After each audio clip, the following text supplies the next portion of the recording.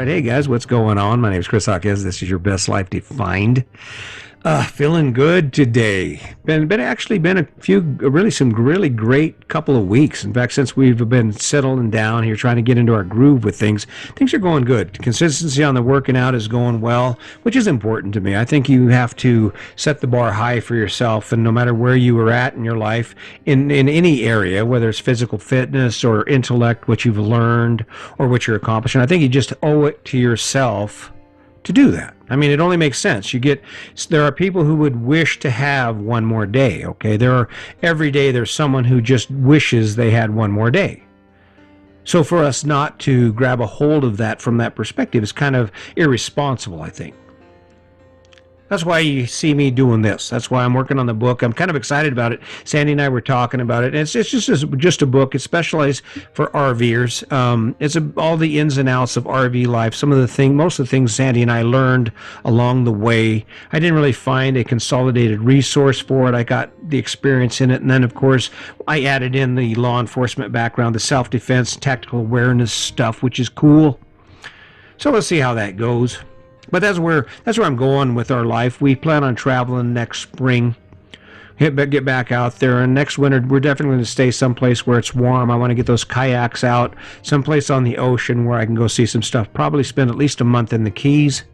But yeah, it's just time to get some stuff going. We have a lot of places we still want to be. We want to see those places. So the reason I'm talking about this is because this is really an important question.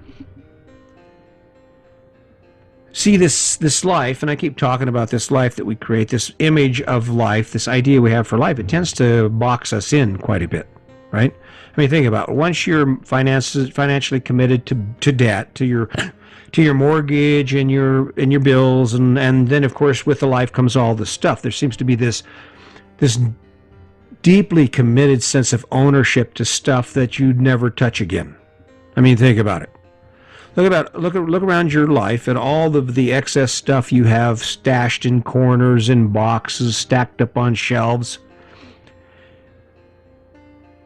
Imagine what you would feel like if I told you, okay, you got to get rid of half of it within this week. You'd be like, oh no, hell, no way, not my stuff. That's where you'd be like, oh my God, not my stuff. I'm not giving my stuff away, right?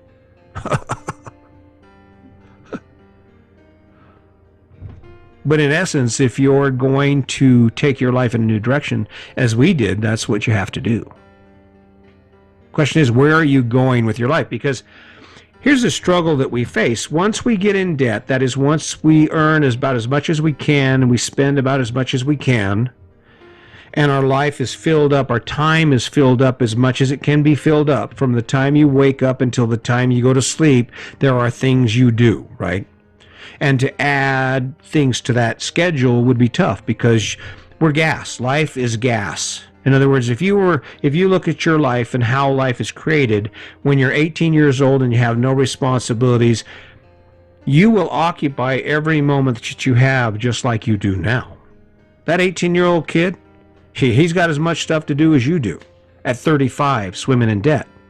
That 7-year-old kid, that little boy running around the neighborhood, believe me, his life is full. He's got a lot of stuff going on. A lot of times we get so caught up in this idea about what we have to do that we forget something. The question that we need to ask ourselves about where we're going.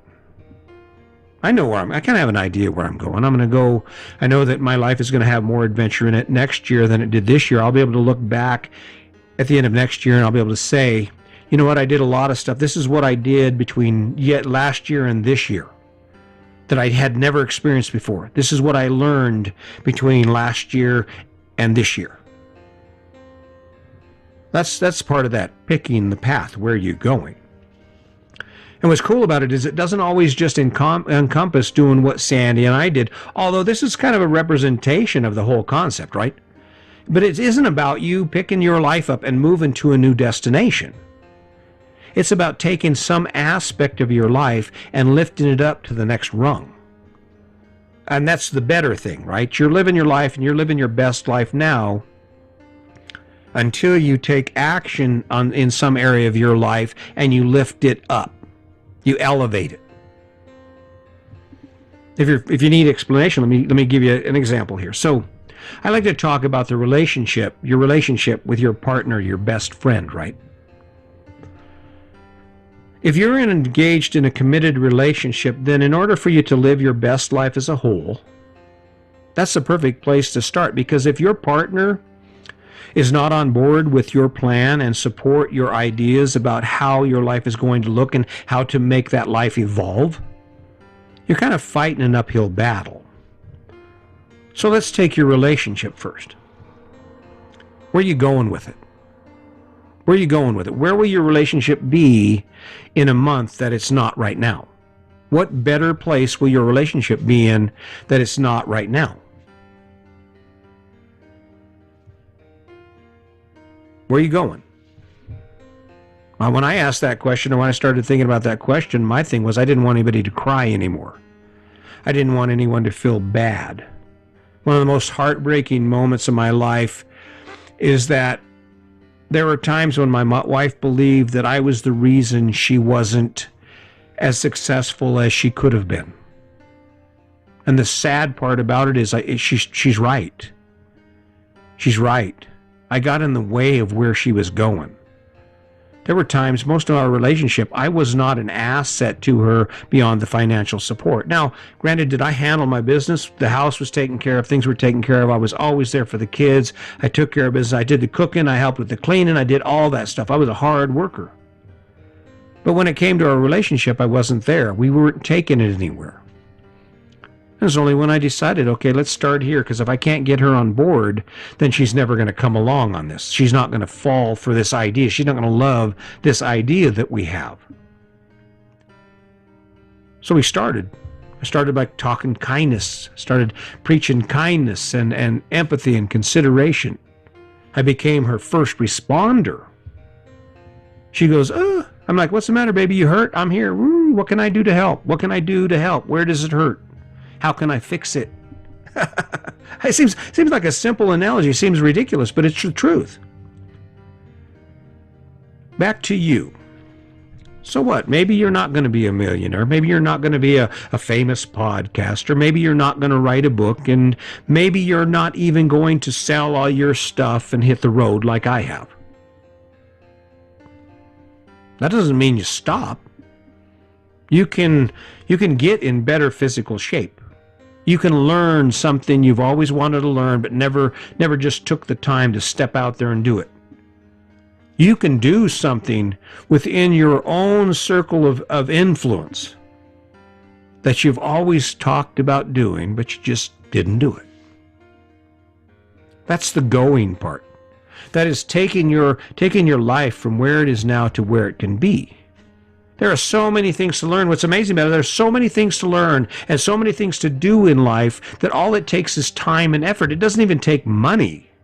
With the internet, the advent of the internet, we have more resources that'll teach us more stuff than ever in the history of mankind. This is where the old I can't thing comes in. I'm baffled by people who look at problems or look at situations they know nothing about and are just set back by the idea that you would just actually go, okay, I'm going to do this now. And then you start weeding through what you need to know and you start learning things you need to know. And the next thing you know, that's what you're doing. That's how I got here. I was never a podcaster before. I've never done this type of work before. My son said, okay, maybe you should be a podcaster. A friend of my daughter's said, hey, listen, I think conversation is your ticket. You should be a podcaster. So there I was. I wasn't a podcaster. I'm looking down the road at podcaster, and I start asking myself questions and start learning things about what it takes to be a podcaster. Well, I know it takes a great voice, and I don't believe I have a great voice. I don't. I have a marginal voice. And I work at it every day because I don't want to disappoint you. I don't want to add any hurdles in the way of you sitting down and being able to listen to this message. And now, I'm a podcaster. Where are you going? Where are you going? In a few months, I'm going to be an author. I'm going to be a published author. And then I imagine within a year after that, I'll be a published author again. And somewhere in between all that, right now I'm struggling on my Your Best Life Defined website. I've got the domain, got it all set up, but for some reason I guess I am not just smart enough to work with WordPress. I just seem to be dumber than WordPress, which has never happened to me before. I'm kind of a geek, so I'm working on that. But my thing is I'm going places in various aspects of my life. Where are you going? Pick one thing. Pick one thing, and even if you're not ready to actually take action on it, pick one thing and just start talking about it. Pick one thing and have yourself a conversation. Commit 15 minutes every day on the way to work to a conversation about where you're taking your life in any given aspect. Any given aspect. I don't know that I'll ever be a championship disc golfer, but I sure do love the feeling of trying to get better at it and mastering those skills. Last time I played disc golf with my son-in-law, he's always beat me. Last time I played disc golf with him, I was within 3 strokes of tying with him and 4 strokes of beating him. Right? That's a pretty cool accomplishment, given I would usually be about 18 strokes behind him for all the times we played. Where I'm going with my disc golf game. Are you picking it up? If it doesn't make any sense to you, just listen to it again. It's really simple. There's always going to be things you have to do. What makes those things much better is when the things you have to do give you some really great shit that you get to do. If that house, all those things you have, inspire you, energize you, make you feel like you're sitting on top of your world, don't change a thing. Well, actually change something. Find a way to even make it better. If you're already there, there's still some way that you can add value to it. Write a book about it. Hell, do a podcast about how you created your amazing life around the American dream. That'd be cool as hell. Like I said before, I've said this in another podcast. If you want to just rock it and take something somewhere, you could actually do a podcast talking shit about my podcast. That'd be cool. I challenge you to do that. Let's go. Let's do that, right? The thing is, you're sitting where you are until you take action. You owe it to yourself just by the mere gift of waking up today to do that. You not only owe it to yourself, you owe it to your children. Your children watch everything you do. They watch the things you say. And when they see you settled in and accept, when they see you not waking up energized and excited about your life, it doesn't help them achieve the same thing in their own life. You picking it up? I hope so. I'm going to keep showing up. This is my thing. This is inspiring me to stay motivated. It's inspiring me to do more. I mean, I'm retired. I have all day, every day. And if I wasn't working towards something, I'd go nuts. So I created my job. This is my job. I created this podcast, something that had never been created before, with these ideas that have been around forever. I'm not the original author of this. It's everywhere. I'm just pushing my version of it out there and hoping that you'll pick up on it. So keep that in mind. Wake up excited. Wake up with a kind heart. If you're not waking up energized about something in your life, if you're not excited about something to the point that it makes you go, hell yeah, amid all the struggle you face, you're probably not on the right path. You probably should stop everything. Don't do anything else until you figure out, why am I sitting where I'm at and where do I need to be going? Once you start down that path and you win, you get that first win, you'll be unstoppable. I guarantee it. So keep that in mind. Wake up with a kind heart. And as always, just remember, today's your day. Make it a good one.